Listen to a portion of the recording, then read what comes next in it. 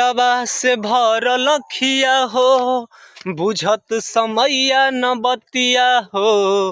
पल पल रोवतानी, तरसत आवत नइखे गीतिया हो।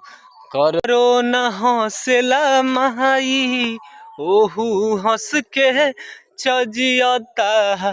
काहे मिथुनमा प्रेमी पर सब कोई टोल करता। सबके चाही रुपैया, त कहाँ से गाई गवैया हो। सबके चाही रुपैया, त कहाँ से गाई गवैया हो। बानी मजबूरी में माई, ले ही गरीब घर में जनमवा हो।